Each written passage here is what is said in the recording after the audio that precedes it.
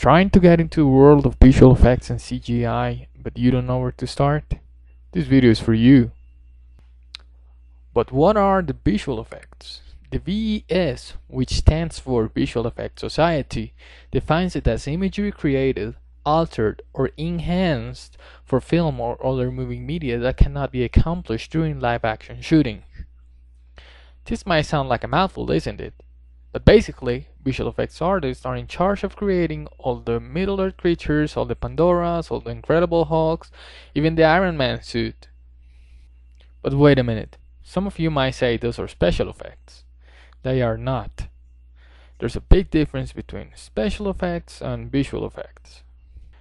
Special effects are generally described as the effects that can be done while the scene is being captured. They are usually known as practical effects. This includes, for example, masks, prosthetics, animatronics, physical rain, physical explosions, etc. And of terminology, where do I begin my visual effects career? There's one thing you have to understand. Visual effects is a merit-oriented industry, which means that it doesn't matter what degree you have as long as your work looks good. That takes us to the golden rule of visual effects.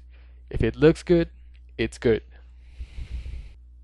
You might think, I have to attend a school. And yes, there are plenty of fantastic visual effects schools all over the world. Unfortunately, some of them tend to be a bit expensive.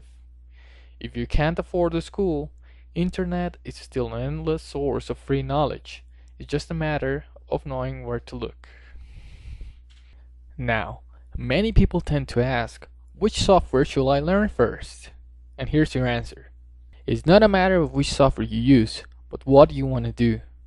You want to be a modeler, a texture artist, an animator, a compositor? Just don't forget that software is just a tool, and in the industry you will have to adapt to different tool sets. In any case, here you have some tips. For modeling and animation, the most widely used software is Maya, produced by Autodesk. It has a fantastic toolset and a vast range of plugins that increases its already big capabilities. Although there are plenty more programs with shorter learning curves and also fantastic features such as Lightweight 3D, Cinema 4D, 3ds Max, and Modo. Now for texturing, do we even need to say that Photoshop is the one you should go with? For compositing, the best value for money is Adobe After Effects.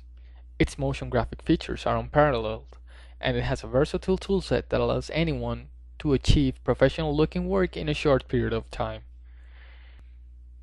Although, if you want Hollywood quality, Nuke is probably the option you want to go with.